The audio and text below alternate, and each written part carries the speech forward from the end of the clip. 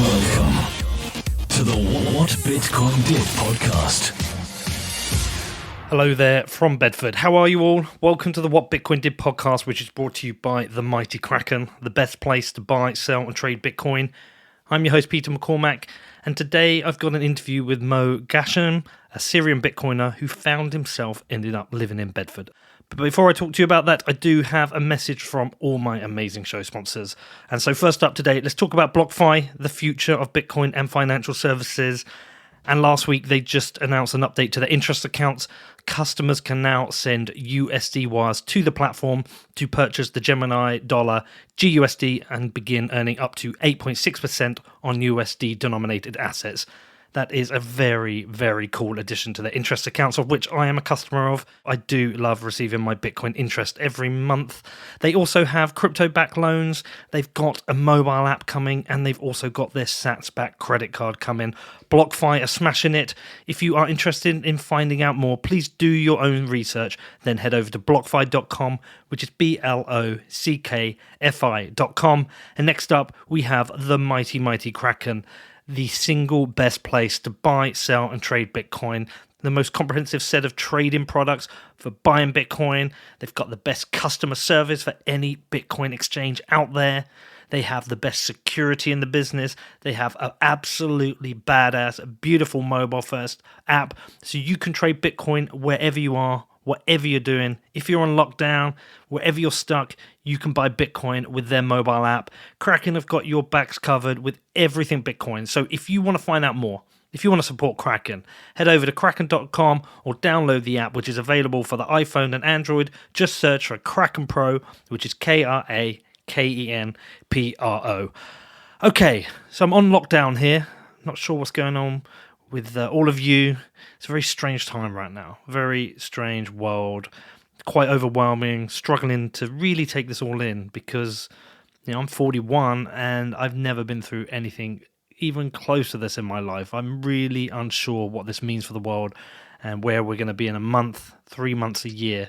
Very strange times. I hope everyone is doing okay, though. You all have my love. If anyone is struggling, anyone is overwhelmed, if you want someone to talk to, you can reach out to me. I'm happy to talk to anyone. I'm not sure what I can do to help, but I am here if anyone's got any questions. Anyway, on to today's show. And I'm joined by Moe Ghashim, and this is a very funny story. So there's a little pub in Bedford called the Embankment, and every now and again, once a week maybe, I'll go down there with my laptop, grab a coffee, and do some work. And this chap comes up to me and says, "Hi, are you Pete McCormack?" And I'm like, "Yeah." He said, "Oh, I listen to your show." I was like, "Oh, cool." So we started talking, and he told me he was from Syria, and he was just a really nice kind of guy. Then a few months later, I get an email from my friend Alex Gladstein at the Human Rights Foundation, who helped me launch Defiance. And he said, "Oh, Pete, you need to talk to this guy, Mo. He's from Syria. He's a Bitcoiner, and he's been helping refugees." And I was like, "Mo? Is that Moe Ghashim?" And he was like, "Yeah." I said, "Look, I know him. I met him. He lives in Bedford." It was like, "No way." So anyway, on from that, when I headed out to Turkey recently, to the Turkey-Greece border, Mo helped me with a bunch of the planning. He has friends and contacts out there, which was really great. And I did go up to the Syrian border, and when I got back, I said to Mo, "Do you know what? I don't fully understand the situation in Syria. It's very complicated, and I'd like to know more about the work you're doing with refugees. So are you happy to come on the show?" And he said, "Yeah." So a few days ago, we recorded this. So brilliant. Thanks, Mo. Really appreciate it. I hope you all appreciate it too. I'm really and find it interesting learning a lot more about Bitcoin in various countries. If you've got any questions about the show, you can reach out to me. It is hello@whatbitcoindid.com. And as I said, I'm on lockdown now. It's been nearly 2 weeks. I've been really fucking sick for a good 10 days of that. I don't know if I have the virus. They won't test me. I have the symptoms, but not all of them. So who knows? But I've been on lockdown, about to be released from that, which is pretty cool. But in terms of producing content, it's going to be very different over the next few weeks and months. I won't be able to travel, so it's going to be a lot of remote work. But if you've got ideas for shows, anything you want to hear about, please do reach out to me. My email address is hello@whatbitcoindid.com. Really open to any ideas and suggestions that you want covered. Okay, listen, I do hope everyone's doing okay. Have my love from here over in Bedford, and have a great weekend, and hopefully I will speak to you all soon. Hello, Mo. Hello. How are you? I'm good, thank you. How are you? I'm good, thank you. So this is a funny one because, was it about 6 months ago? when we first met. Yeah. Maybe 3 or 4 months. 3 or 4 months ago. Yeah. So I'm in Bedford. Yeah. I'm at the embankment where I like to go and get a coffee very occasionally. And you came up to me, didn't you? Yes, I did. I was like, is it that him? But you knew I was from Bedford already. Yes, from the podcast. Yeah. Yeah. And so you were like, hi, are you Pete? And I was like, yeah. Or just say hi. And then, what was it? About a month ago, my friend Alex Gladstein from the Human Rights Foundation, he speaks to me and he said, oh, you really need to meet my friend Mo. He's from Syria and he's a Bitcoiner. I was like, I've met a Mo from Syria who's a Bitcoiner. I wonder if it's the same one. It turns out it's the same guy. Yeah. So I've been doing this series where I'm trying to learn a bit more about different places in the world and if there's correlation with Bitcoin and the experience. And I like going to the countries. Going to Syria right now Might be might be hard. quite difficult. Yeah. So I went to Turkey and we went to the border, and I feel entirely confident and safe crossing into the Turkish-controlled part of Syria. But I don't think I'd be... Well, I don't know. Damascus, would I be okay? Damascus would be fine. Be fine. Yeah. The problem will be at the Turkish border because it keeps changing who is controlling the Syrian part of it. Right, okay. Well, so I want to learn a lot more about Syria today. I found out today we're entering the 10th year of war. Yeah. So if we go back 10 years, where were you? I was in Syria. Yeah? Yeah. Which part? Aleppo. Okay. North. We're very close to the Turkish borders. Okay, so prior to war breaking out, give me an understanding of the structure of Syria in terms of the different demographics of people in different regions. Mm-hmm. Was it one united nation at that point? It was everybody just a Syrian, or it was the north separate from the south? And help me understand. It was one country. Okay. You call it Syria. We know that we're part of this country. There's no separation, even in the back of our minds, between different governments or between different cities. We're quite proud as people from Aleppo, so we think we're better than the rest of the country, but we're still part of Syria. In terms of demographics, Aleppo is quite diverse. So you can find, in terms of religion, Muslims, Christians. We used to have Jews in Aleppo. There's like a whole neighborhood for Jews there, but they left. I'm not sure, but maybe Charlie is originally from Aleppo. I'm not sure. And in terms of other ethnic groups, we have Arabs, Kurds. There are other small and minor groups. We live all together. You could identify some neighborhoods as let's say Christian neighborhood, but you could, for example, there's an area in Aleppo called Syrian where it's normal to find in one building like 13 or 15 different groups, either religious or different ethnic groups. We used to live all together, and in terms of in harmony, everyone getting on okay? Yeah. It was fine. For example, I used to work with other groups, either in business or work together as colleagues. In my old company, we had Armenians, Christians. I had a couple of people, atheists, quite religious. It's quite a diverse country back then. You could say that, for example, Aleppo is more religious than Damascus, or the coast is less religious, but overall it's one country where there is a harmony. Okay. And Assad as a leader, I was aware that I have limited knowledge of the history of Syria, but I was aware he took over. Was it from his father? Yes. And to begin with, was quite popular. The son. Yes. The current president. Yes. He wasn't. Oh, he wasn't to begin with. Oh. Supposedly, his older brother was supposed to be the next president. Okay. Then he died.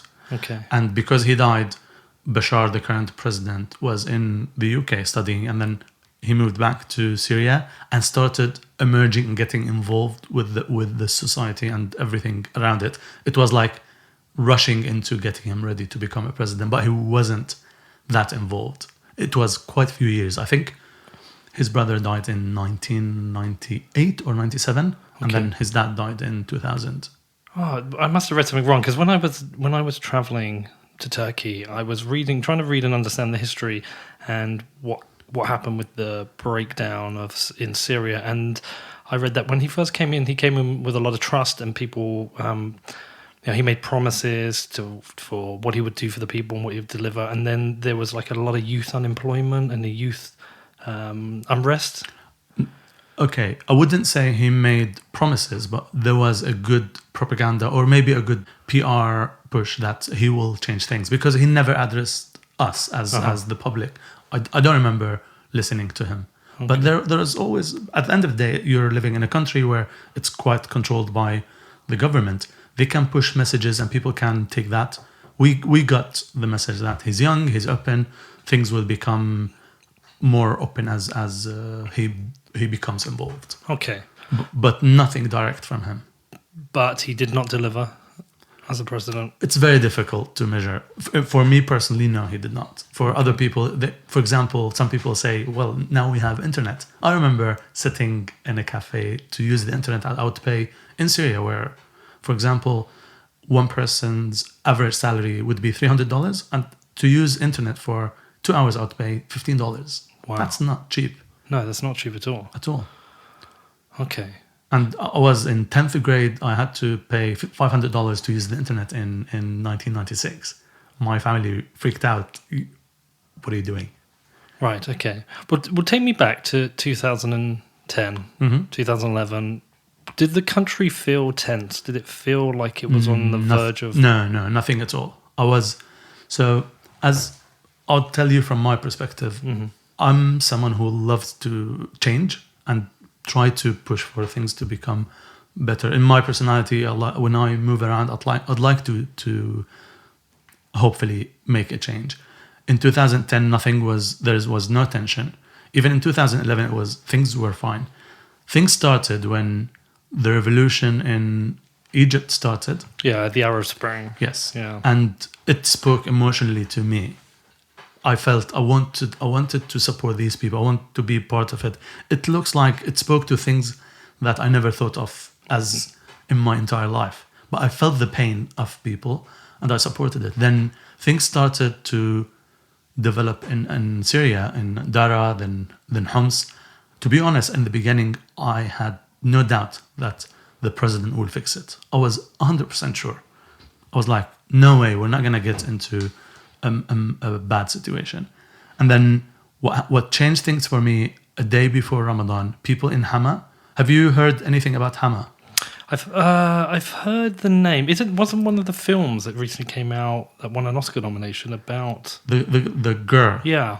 But there is a story about Hama. So okay. Hama in 1980 or 1981, they tried to do a revolution against the regime. And the regime back then bombarded the city and part from Aleppo. Back then, it was the Muslim Brotherhood who tried to do that. And from that moment, history of Syria changed. People became extremely scared. No one talks about politics. You just shut your mouth and live. So Hama had a history. And Hama started to do protests in a day quite a few weeks before Ramadan. And then the day before Ramadan, the army went into the street and killed people. That's when I felt things are changing. And this was during the Arab Spring. Arab Spring. So but what were they protesting for? They wanted change. They wanted the removal of the regime. At the beginning, it was just we were supporting what was happening in Egypt. We didn't think about, at least me, or what I heard from people. So going to that story, a day before Ramadan, they went into the street. I was praying the first night of Ramadan, and then I heard the protest. I was at the mosque, and then I was like, what do I do now? I joined the protest. I didn't know what I'm doing. I joined. I walked then, and then I noticed a friend that I know. How old were you? I was 31. Okay. And then I joined it, and I felt great that I'm supporting something, because we cried. People were killed in the street, and back then there was no arms involved in our protest. And then I sent a message to my friend on Facebook saying, do you know that thing we did today? I want to do it again. I didn't know what I was getting myself involved in. So I started joining protest, and it's scary as hell. The level of fear is something I never imagined, because the suppression is violent, they will turn the guns on you. No, there was no guns back then. But okay. we're scared because I can't tell my family. I lie to my family that I'm going to pray, and then in the time of prayer, I go and join the protest. But the problem is, when you pray, you face the wall, and the entrance of the mosque behind you. It's the worst thing ever because you don't know what's behind you. You might turn around, and then there are police next to you. And I remember, for example, in the protest, Christians might come. There was an atheist who joined the protest. It was quite a very mixed group. It was scary. It was very scary. I used to sweat. I had to go back home and pray again because I don't remember what I was saying at the prayer. Okay. But that was really scary. We did it for the whole month of Ramadan. At one point, I had no doubt that the city will be will all come together and join the revolution. We wanted to shut all the shops in order to support the revolution. People were afraid of doing that because the regime, the government, basically sent threats. If anyone closes down their business, we're gonna take them to prison. Didn't they ban public gatherings of more than like 3 people? That's what I read. Partway through the protest, People couldn't gather. Yeah. Now it's around that time when I leave the mosque, I would see like 100, 150 armed people around the mosque. There were armed people inside the mosque. So we were, I don't know if you know, but we weren't allowed to gather without any permission. Yeah. To start with, the only place we can gather is the mosque or the church. So by default, we can't gather beside these areas because once you gather somewhere, it would be very easy to be noticed. How were these protests? What kind of numbers of people were out protesting? So the ones I joined in early days, it was like 100, 200 people. Then there was a big one that I joined. It was about 400, 500 people. Okay. But all of them, we were unarmed. There was like a dress code. You have to come wearing one color, no cell phone, no money. You only take like $20 or so because if you get caught, so you can bribe the policeman who caught you and make sure that you can run. There was one time we heard a whistle. When you hear the whistle, that means policeman is nearby. I ran for 25 minutes. I don't remember the streets I ran into. Right, okay. Before we get into the next bit, can you explain for me and definitely for people listening, because part of the divide here was the Shia versus Sunni side. So Assad supporters tend to be Shia and his opponents tend to be Sunnis? This is all new. That's something we didn't experience in Syria. It all started just after the revolution. Yeah, I didn't... It was only kind of 10 years ago that I was aware there were Sunnis and Shias. Well, when the Iraq War broke out. There are these two different groups, but we didn't have this problem, this segregation. No, not at all. But what is the difference here? Because this is quite a conflict across the Muslim world. It's very difficult, yeah. So the Sunnis are the ones who support all caliphs after the Prophet, sallallahu alaihi wasallam, and the Shia who think that Ali, the fourth caliph after the Prophet, who was supposed to be the right one, and everyone else is basically either colluded against him or fought him. And there was a war afterwards between Ali and one of the Prophet sallallahu alaihi wasallam's wife. And it was difficult. For me, when I look at it, I try to distance myself because right now, the way I look at it, I don't know what happened in Syria. How do I know what happened 1400 years ago? Yeah, so it is quite a dividing point in large parts of the Muslim world. But I guess not for all people. Are there others who respect different beliefs? Or is it a case that because you believe one thing and another group believe another thing, that you almost have to disregard everything they say because it's fundamentally false? Help me understand how fundamental these beliefs are. It seems we reached a point of polarization where, just like what you said, if I'm against you, I will disregard anything you say and anything you believe in. It seems we're at this point now. Before, it wasn't like that. Before the war, at least. I would mingle and see someone who's Shia. I don't believe in that area that they believe in. Beside that, that's fine for me, they're Muslims. Now, there are people who might consider, if they're Shia, they might consider Sunni non-Muslim or the other way around. So, and a lot of the alliances across the Middle East are based on Sunnis and Shias. That's how it developed recently. Yeah. It wasn't like that 15 years ago. So Iran is Shia. Iran is Shia. Saudi Arabia is Sunni. Is Sunni, yeah. Iraq is Sunni. It's a mix now. It's a mix now, but Yeah. but historically, Yes. yeah. And It's very difficult. Historically, it started, the whole Sunni Shia, it started in Iraq. Yeah. So there is a mix since ever.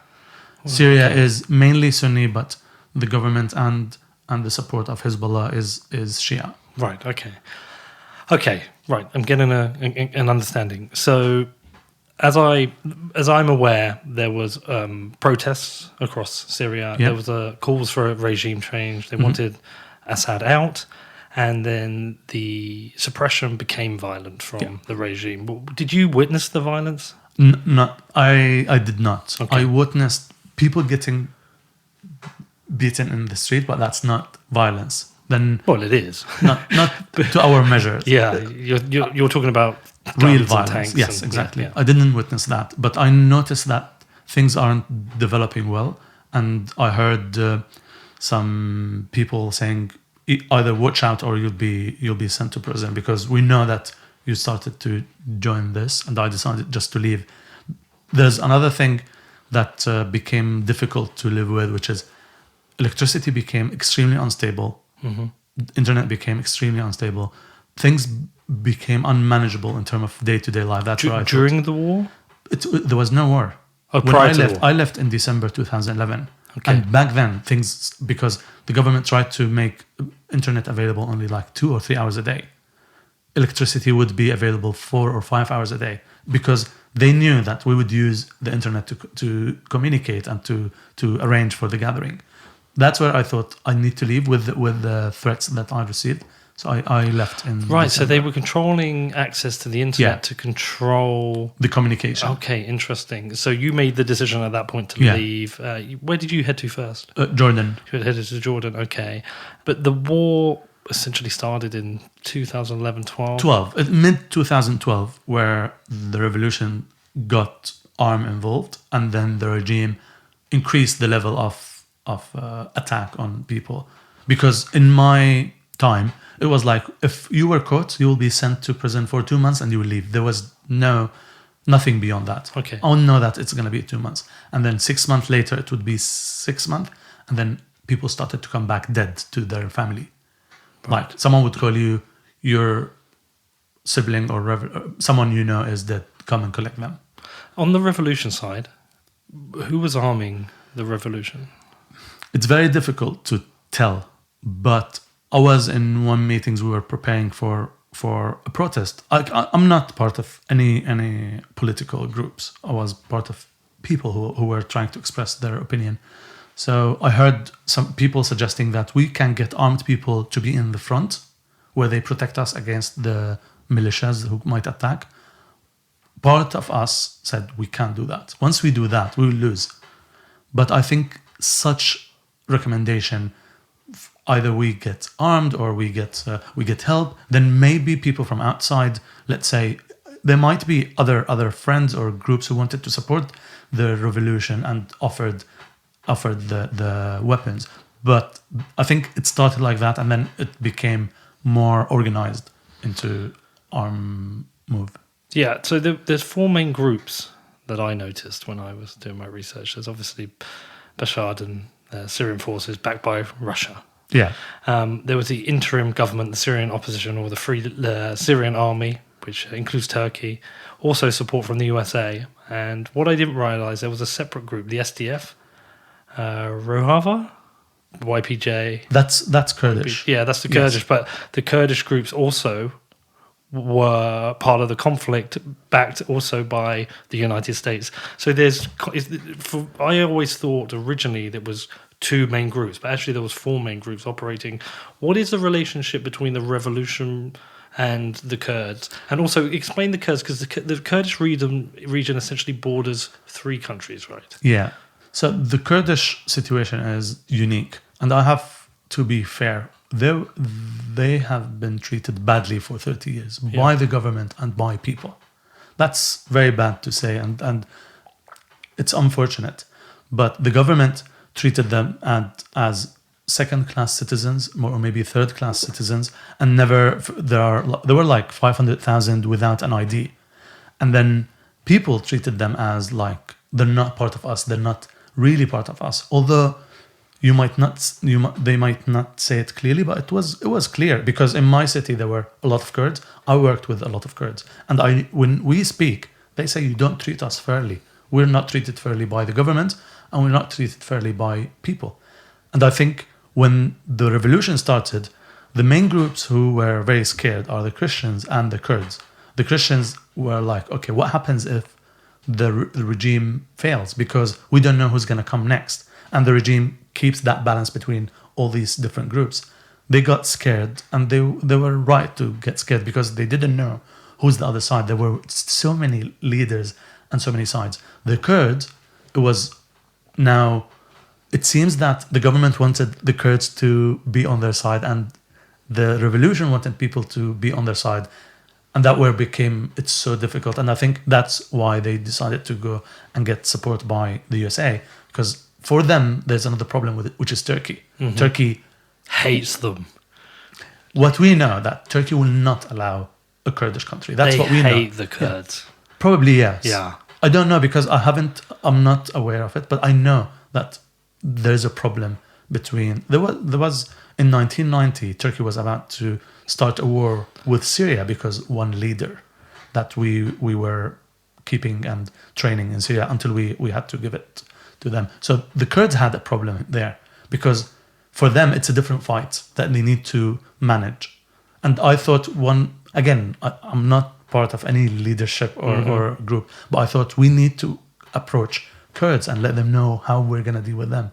But we weren't that organized to try to figure things out for the years to come.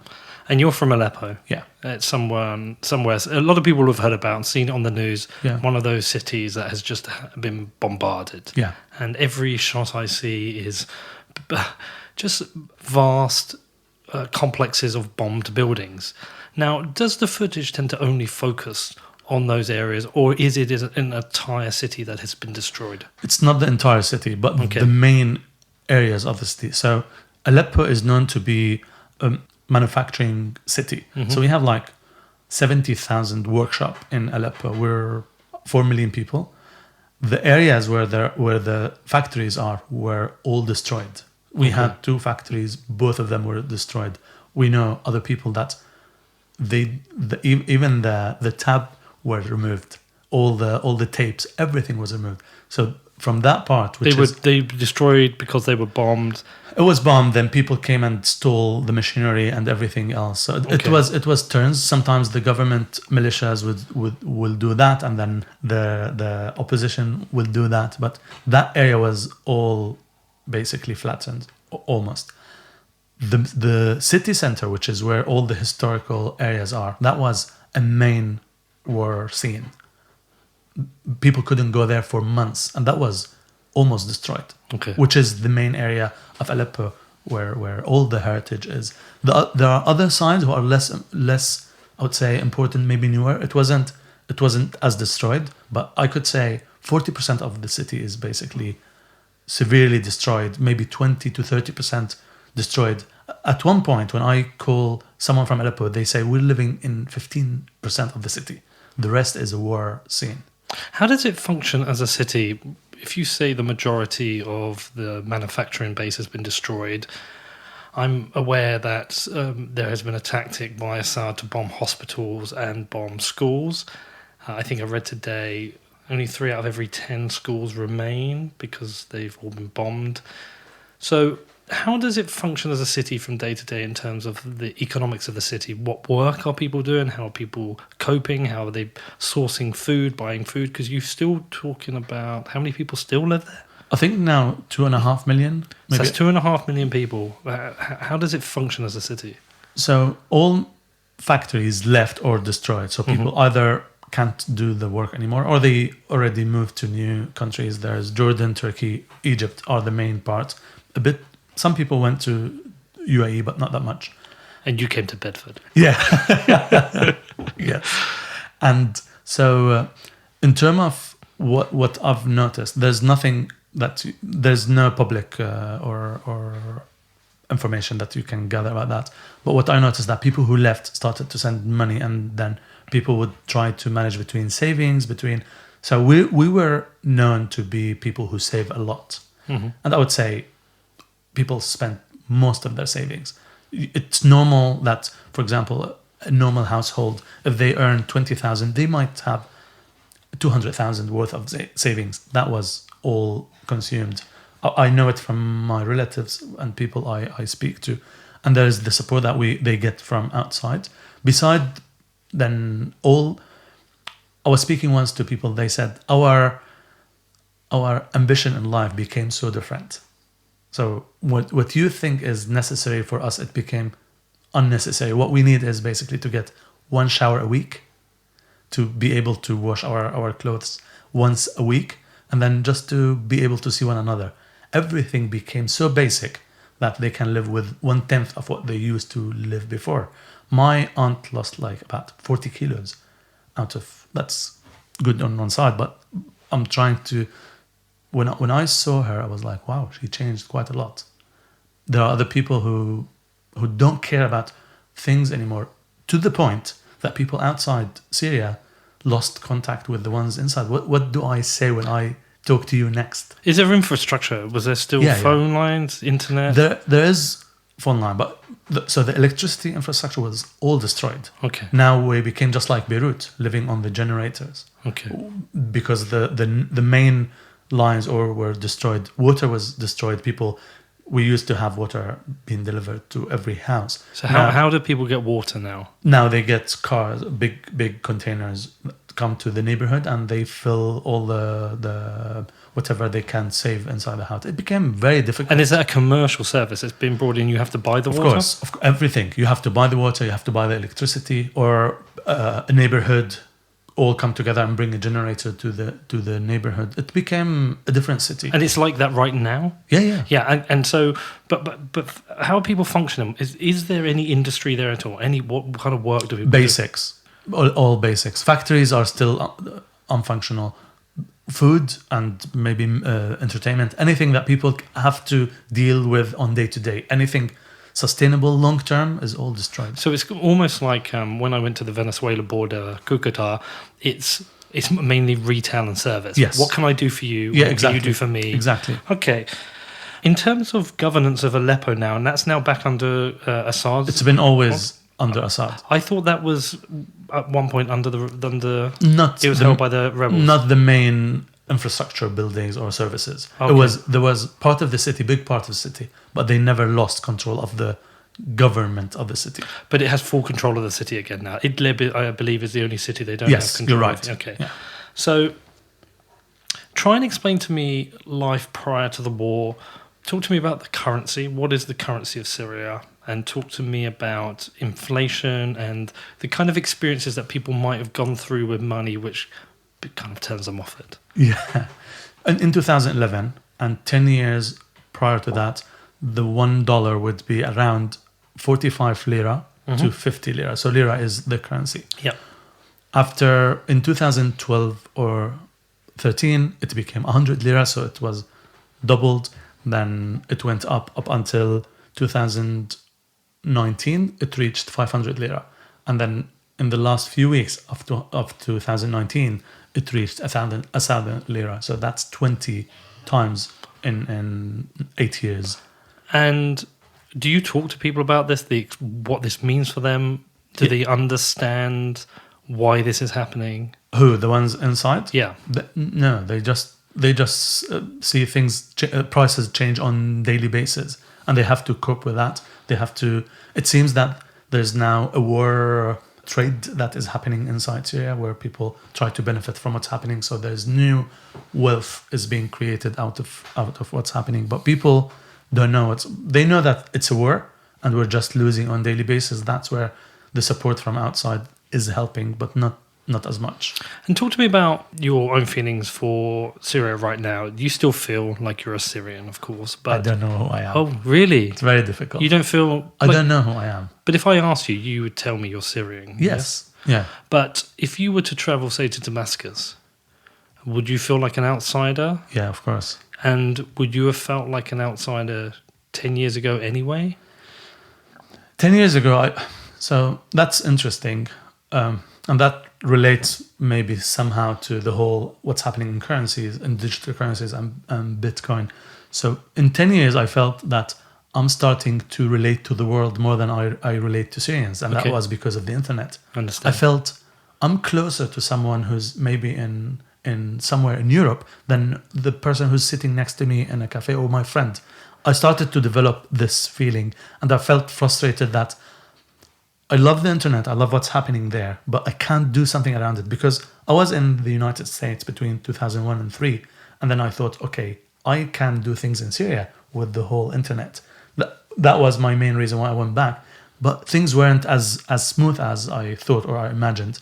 So that I developed that feeling then, and I wanted to change. Part of the reason why I left because I wanted to be part of what's happening. So I don't know if you know, for example, in Syria, before I leave, you can't have a phone with a number and data at the same time.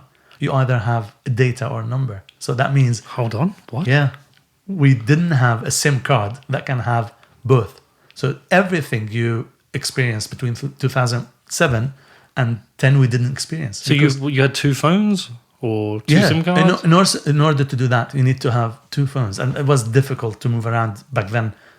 iPhone was just released. So we lost a lot about what's happening because of this decision that people can't have data on their phone. I wanted to be, I started to hear about things that are developing and moving forward, and I don't see it. That's one of the reasons I decided to leave and try something outside Syria. But at this time, when I moved to Jordan and started a company and started to experience everything else now, I don't know if I go back. What do I feel? Do I really want to go there with this circumstances?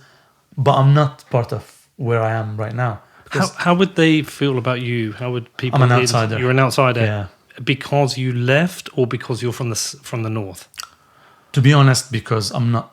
I think because we don't feel the suffering that they feel it, Okay. and I totally understand it. I have nothing against that because I know friends of mine, and that's something basically I used to feel blessed whenever I go into hard times in outside Syria, because there's someone who is now living a very bad life.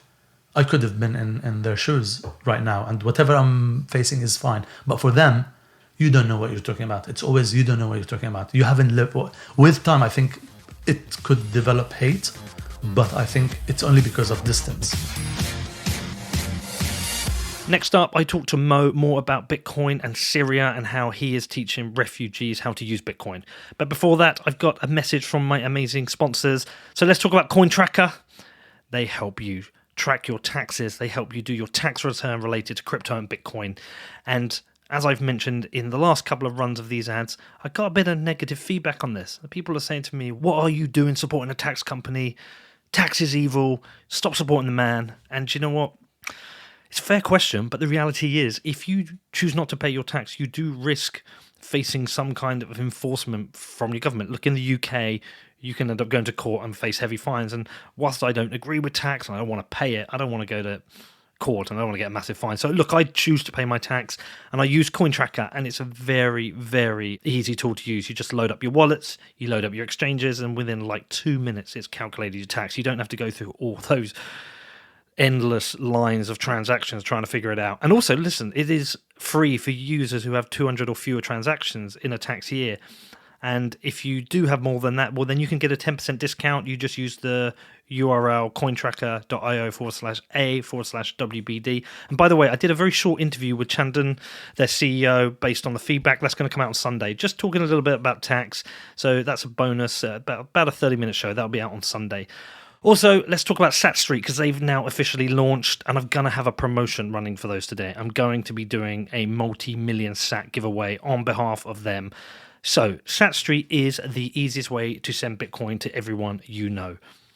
Not only that, Sat Street gives you many ways to earn Bitcoins. They have brought together all the top referral programs in the industry into one place. So if you're new to Bitcoin and you just want to earn some Bitcoin, well, you can sign up in Sat Street and you can use all these referral links to start building up your Sats balance, which is very cool. Sat Street will also reward every person you invite that earns Bitcoin. So, newcomers get to learn about Bitcoin and earn Sats, and at the same time, you get rewarded for helping grow the network. So, pretty cool. Really like what these guys are doing. If you want to find out more, head over to satstreet.com, which is SATSTREET.com. And lastly, if you've not heard, Consensus, I'm afraid it's the latest casualty to the coronavirus. Very sad. I do like going to New York every year for Consensus. It's always a great time to hang out with Bitcoiners, talk about Bitcoin, grab a beer. But yeah, Consensus and Blockchain Week has now been turned to a completely virtual event. So if you purchase a ticket to Consensus 2020, they will be issuing refunds, but they're not going to let this stop the show. They will be running a virtual event. They will be bringing together the community to educate and grow and create meaningful connections. They've got a packed agenda which will include Bitcoin industry leaders and special guests. So if you are interested in this, you can register for free. Just head over to consensus2020.com, which is CONSENSUS2020.com. Tell me how the fuck you ended up in Bedford, because that's the funniest bit for me. Yeah, Because I've done so much to try and put Bedford on the map because nobody's heard of it. It's just a shitty little town, right? I mean, I love it here. Yeah. How long have you been here? 3 years, almost. Yeah. Yeah, see, it's changed a lot over the last 5 years. Yeah. It's a very different town from, say, 10 years ago. Oh, okay. I mean, we have that beautiful river, of course. Yeah. The whole cinema complex and restaurants there, that is new. But what happened was a lot of people used to live in London, and the house prices in London got so high, people realised they could sell their flat in London and get a big house here. And so there was a big group of people migrating back from London to Bedford. So a lot of money came into the town. But how did you end up here? Okay. So when I came here, I left my startup in Jordan and I started to come here to build a startup to solve payments in the Middle East and North Africa because it doesn't work. You came to England to do that? Yes. Yeah. I thought digital payments don't work in the Middle East and North Africa. That was late 2016. And then I started to learn about Bitcoin and blockchain with everything that I learned, and with me realizing that it's going to be very difficult to build a solution remotely for the region. I was like, I'll stop. I spoke to my co-founders and I told them, we have to stop and I have to learn a lot. There's something that I don't know about. And I realized I need a lot of time to learn all these things. I felt at this point that I'm behind technically because of maybe me being involved in my previous startup. And then I wanted to save money. I knew that I will need long time. It's not weeks, it's months. I looked for a place where I can access London easily. So the train from here to London is about 38 minutes, which is fine. And the rent is half the price in London. And I spent a year and a half learning few technologies that I'm interested in and digital currency. I went back to trying to learn all the fights that people had from the day of the block size that when I joined. What is the block size? Why people are fighting about that? Who's BCH? Why?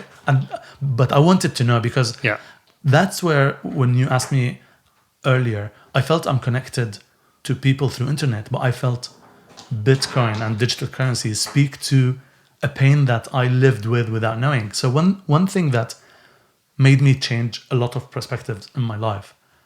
We always complained about the regime and all the corruption in Syria.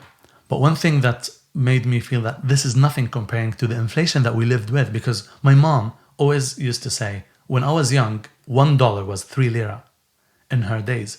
And then what we lost in terms of value because we're using the wrong money and the money that hyperinflate, basically it made my hourly rate in Syria a lot less than anyone else in another country. I don't know if you know, but if you're a young man in Syria, you need about 40 years to own a house. No, I didn't know that. 40 years. If you're earning good money, when I knew about that, and then when I started my company, I was like, wow, we're living in a different world. And the problem, corruption, is so tiny comparing to the problem that we're living with the money. I wanted to understand. That's where I didn't know anything about monetary policy, inflation, the game theory. I was like, these are interesting stuff. I want to know more. And to be honest, all the fights in the cryptocurrency space helped me understand where greed come in, where you can be patient and try to serve for the long term. When I looked at all this, and that's something very interesting when I went through the Bitcoin learning phase, I hear a word that I don't know anything about. I try to look for that word, and then there are 10 words behind it that I still need to figure it out. For example, the block size. So what's the block size? And then, okay, so how do you do the consensus? What is consensus? And then, but it was fascinating. I felt I'm living a dream about knowing things that I never thought of. And the biggest connection I felt with learning this, when I was growing up in Syria, I felt I'm not like, for example, you in the UK. You always have leverage over me because I might log into something and I get kicked out because the IP is in Syria. Microsoft, I can't buy anything in Microsoft. Everything was cracked in Syria. Nothing was original. When I had access to Bitcoin, I was like, it's level playing field. Democratizes things. I have the same access that anyone in the world has, even people in the Silicon Valley. I was once explaining what I think about Bitcoin and cryptocurrencies to people. I was like, it's like if I give you access to Facebook in the early days and you can see what Mark Zuckerberg is doing. For example, a few weeks ago, I attended a session by Andrew Poelstra. For me, during the session, I was like, this is not real.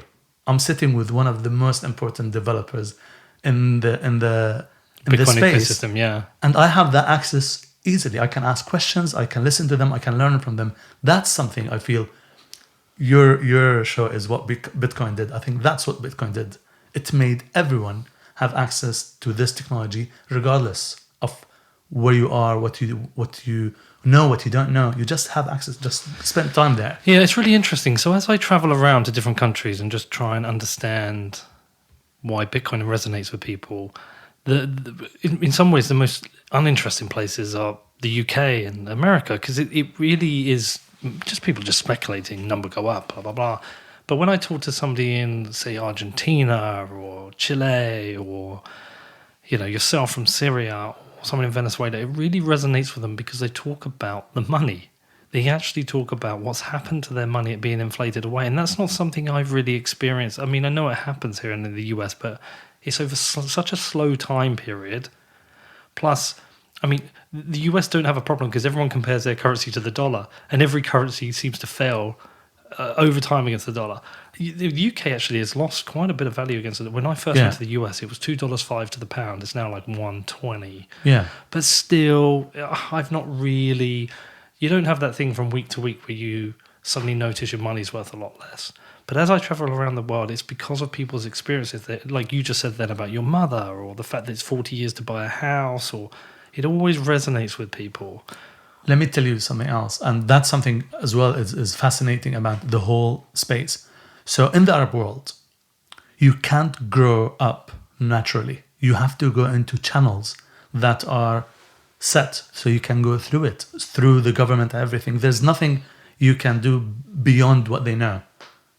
You have to, just like how they want to control knowledge, they want to control wealth creation. And that's very difficult. What if you want to do something different? That's why research is very poor in the Arab world. No one wants you to make research. That's why if you want to study arts and something else, it's not worth it because you can't make money out of it. You have to study or earn what I decided for you to do. While if you decided to do something really crazy in the UK, you might have a channel, something to support you. And that's where I found Bitcoin fascinating. When I knew, for example, recently the Square team sponsored someone with a nickname, a developer on Bitcoin with a nickname. They gave him money, so they give him, her, or them money to live on this money and work for the Bitcoin. That's something. It's a fairy tale for me. It's not something that I would experience anywhere in Syria. Or, for example, when the community gave money to Andreas while he was on the plane traveling from one place to another to appreciate the work. We don't know that. When I knew that basically you can decide something you want to work with and you can earn it. You can escape all the path that someone else drew for you and you can earn a living. And you don't need to express or you don't need to give up so much in order to do it. That's what I found. So it speaks to you in terms of freedom again. Yes. Yeah, interesting. Yeah. So what kind of adoption is there of Bitcoin in Syria that you're aware of? Are you using it to send money to people at all? Are people accepting it at all? Is it just non-existent? It's very limited and very poor. But I'm trying as much to, when I hire people to do me work from Syria, I try to pay in Bitcoin. I did in few incidents and it went fantastically well. But I don't think I'm doing enough, or anyone who's interested in Bitcoin is doing enough. The other day I was thinking, you know, Brian, the master of transcripts in Yeah, in Brian Bitcoin. Bishop. Yeah. I was like, why don't they hire someone in Syria to do the transcript? Because they can, and it would be nothing. And this person would be over the moon that I'm doing something really important.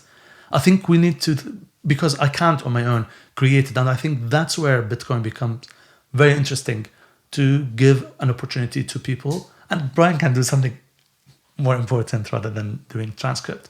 So there is adoption. There is now people know about it, but unfortunately, it's on the speculation side of things. Uh-huh. So 8 months ago, I started to do workshops whenever I go to an area with Syrian people or Arab around, where I do workshops to explain how Bitcoin works, what is the technology behind it, how people can use it, and then I cover the technology overall. But basically, as much as I can to tell in Arabic, because there's not much content in Arabic about Bitcoin other than trading related content. So that's interesting to know. Yeah, I did it 3 months ago. I did 2 workshops, one in Istanbul and one in Gaziantep. I think you went to Gaziantep. Gaziantep, why do I know that? The city in the borders. Yes, near yeah, the yeah, borders. yeah, I did, yeah. I did 2 workshops, one in Istanbul and one there, and different age groups. The one in Istanbul was more about businessmen, and the one in Gaziantep were more students. But these are Refugees. Refugees. Yeah. Okay, so you're teaching refugees about it. A bit similar to like the guy I had out in Venezuela. He's in Colombia. Yes. He was teaching people about it. Yes. But what is the use case you're teaching them for? Because there's plenty of use cases. Money. Oh, just telling that's them enough. just better money. Yes. What? Because of the problems with inflation of local. No, currencies? they can't use money in Turkey. Syrians can't open a bank account easily. So this is more like banking unbanked, but they can carry cash. No. Yeah, they can carry cash, but if they want to buy, send, do things, earn money, that's something they can do. So I've been trying to find a way where people can earn money through Bitcoin job or whatever. But I think the easiest way to explain money to people from our part of the world, to explain Bitcoin, it's money. It's just you money. don't need to complicate it. We will get it because we don't have that much access to it, and we are living the inflation anyway. If you look at Lebanon, Syria, we're living the inflation, so we don't really care much about the price inflation of Bitcoin, at least for time being. Okay. But money is the best use case. And then there was one student who was so stubborn. He wanted to find a way to mine. I was like, mining was good, not as much. And he kept saying, I have a room in Syria, I can take few miners. And you know what? I was like, yeah, do it. I thought about it. I shouldn't tell him what's right and wrong. He should go and do it. And he kept contacting me and sending me messages for about 3 months. He learned a lot about private key, public key, and he didn't need much of my help other than give him a direction of how this would work. And these sessions you run, are they only for Syrians or for any? So I'm doing it for anyone, but I'm contacting right now groups I know, which is mainly Syrians, but I'm trying to do it widely and for more Arabs. Basically, just before this meeting, I had a call with people from the Zcash Foundation to help me do it. They were fine talking about Bitcoin and Zcash, so we can talk about it. I'll try to reach out to other people. So hopefully... Is that because you need funding to do this? No, I don't need funding. I just need support. At the end of the day, me alone wouldn't be much interesting. But if I can get someone from here or there, we can do a lot more. If more people can support, for example, just like what I said about the transcript, if we can say by the end of it, we can give you a job to do 1, 2, 3. I noticed today that there's a Twitter post about translating one of the Bitcoin not GitHub applications into languages. Okay. We could pay people to do it, and they would spread the word. But how many people do you tend to get in one of your sessions? So I think 30 will be good. Okay. What's very interesting, the one I had in Gaziantep, I Yeah. had 15 first day, 25 the second day. They told their friends to come the second day because it was interesting, and I had to repeat everything we talked about the first day. And how long does the session work for? 5 hours. Five. Okay, so it's a long session Yeah. in a classroom. In a, Okay. in a classroom. And are you doing it for free? Yes. You're doing it for free. So how are you funding this? Whenever I'm traveling to a country, I will do it. So Okay. I'm already covered. Okay. And are you planning to do another one in Yeah, Istanbul? I was planning to do one in Amsterdam because I okay. was going to an event there, but the event is cancelled. So you're essentially going around Europe, Exactly. finding groups of refugees to teach Exactly. about Bitcoin. Exactly. And Okay. the reason for that these refugees need to send money to their relatives. And if their relatives can find a way to keep Bitcoin, they get it. Hold on. So could this be? You could go to Amsterdam. There's maybe some Syrian refugees who now have the ability to live there. Yeah. But they'll have relatives who are maybe in Turkey or Exactly. traveling through Greece. Exactly. And they need some money. Exactly. Yeah. And this is the only way you can get Yeah. the money. And they can. I just need to convince the sender that it works. Okay. Once they do, they will tell their relatives on the other side, we will send you money. This is how you can get it. Because there is a market in Turkey. There is a market in Beirut. There is a market in Syria. There are many Syrian Facebook groups asking about Bitcoin with a premium. But how do I just convince someone to send it? So what are you running up against in terms of rejection when you've got a group of people? It's only the knowledge. The problem is basically the knowledge. Sitting with people, telling them about how it works. Send them. When I did these workshops, I sent every person $5 worth of Bitcoin. Okay. And then when they receive it, we keep sending between one another. They And get they it. have that moment Yeah, where it's like, exactly. oh, wow, and it exactly. did. Yeah. And then during the session, it went up 2 cents. It went down. But and are you also having to explain away the volatility side of things? I do, but it's not a big issue. Okay, fine. People understand that. Okay, talk to me about. Okay, One thing here, people are already interested in Bitcoin. I'm not having a hard time convincing people to learn about Bitcoin. Okay. That's something I found very interesting. They just don't know where to go. And because if you're a trader, I can't trust you to teach me. Okay. Because you're into the win. But if someone is coming and trying to teach you, they are willing to come. The group in Istanbul, they're businessmen. Some of them flew from other cities in Turkey just to learn about Bitcoin. I asked them, why did you come? They said, we don't want to be left out. I don't want to feel like my dad or grandpa when computer emerged and became part of everyday's life and I don't know anything about it. But I guess what I'm really interested in here, especially having travelled to, well, a couple of things. So I travelled to the border of Turkey and Greece, 2 different parts of the border, and a couple of things happened. One was a group of people explained to me, and this was quite regularly happening, that some of the Greek border police had been beating people up and stealing their money. Yes.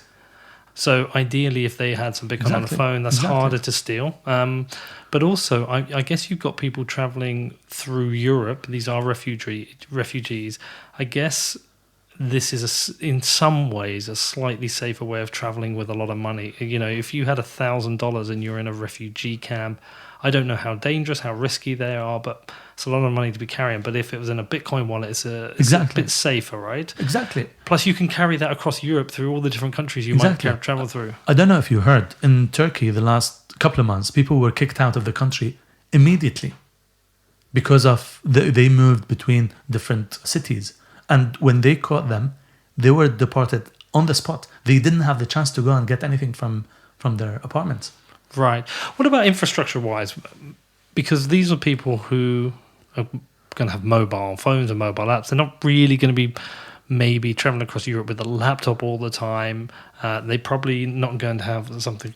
Key management, I imagine, is going to be a very different scenario. And this is something I've talked to people about. When I went out to El Salvador, I went to Venezuela. Key management for somebody living in a slum in Venezuela or in a hut in El Salvador is very different from somebody living in New York who can have a safe hidden at the wall with a billfold, or if somebody is in Venezuela and they're living on $5 a month, and for some reason they are somebody who maybe has a couple of dollars of Bitcoin for whatever reason, again, they're not going to have some hyper secure seed management. So how do you talk about key management? It's fine.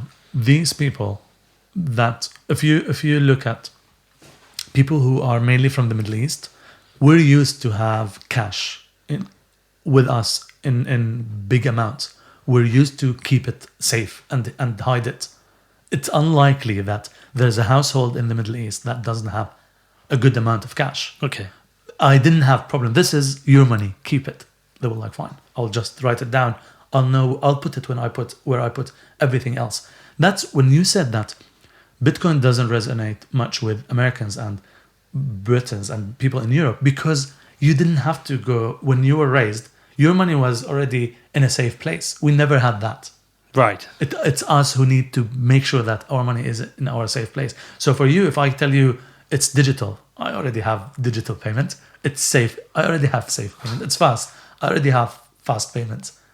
Because you lived it. It's very difficult to convince someone who already has all these features about it, but someone who doesn't, who can't get the money from the bank, might be deported anytime between different countries and can't move it easily. I don't know if you know, in every country, when a transfer comes in or out of a Syrian account, you have to go to the bank and explain why you're receiving this amount or why you're sending this amount. It doesn't have electronically.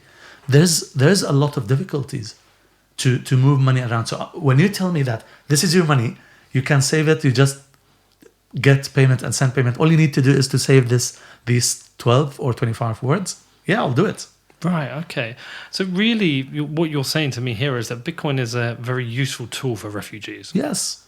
For Arabs in general. Oh, for Arabs in general. Yeah, we have issues. If you look at the stability issue, so forget about refugees. Uh-huh. When I left Syria, I'm not a refugee, but I couldn't get money out of Syria.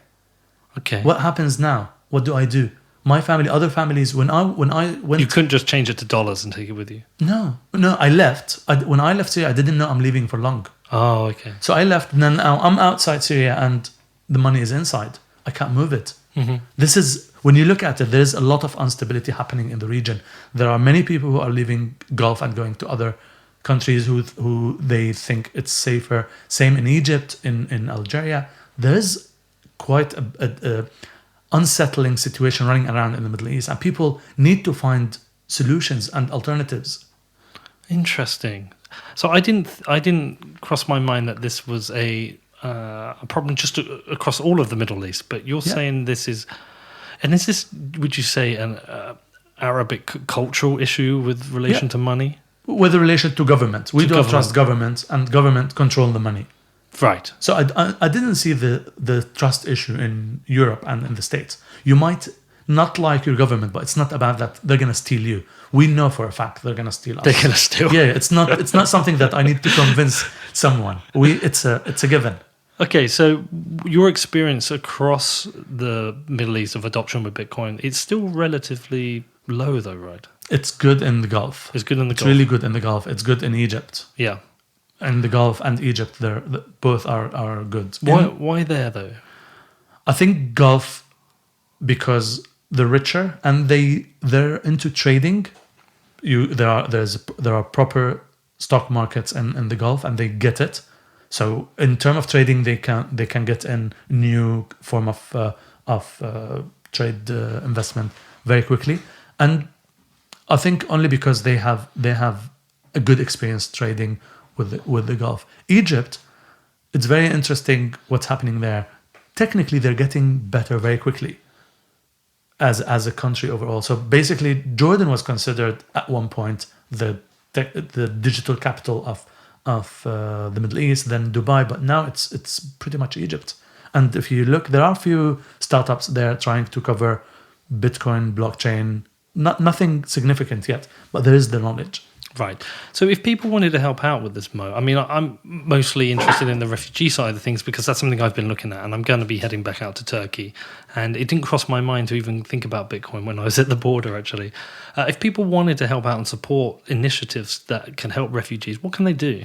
I think trying to support any easy earning stuff that could get someone to work to earn cryptocurrency. For example, that's what Andreas always says. Don't buy Bitcoin, earn it. Earn it. For example, Arabic culture known for poor content. We don't produce much content in the Arabic region. And then one thing I thought of, and I did a few tests that worked. We can get people to record books in a form of audiobook, and by the end of it, they can get money in form of Bitcoin. There are many people who are sitting in a small camp. I did it with a girl in Turkey using her phone. I had a software that cleans the audio, and then you get it. You can produce a huge amount of content. And by the end of it, she can just say, I did this by and earned Bitcoin. I think that's one of the best way to help people to do it. And there are people sitting doing nothing. People who, for example, if you look at someone in the left Syria at the age of 45, it's very difficult to start a new life. Mm-hmm. They can do it. Or if I've seen girls in Turkey that they don't know what to do. Okay.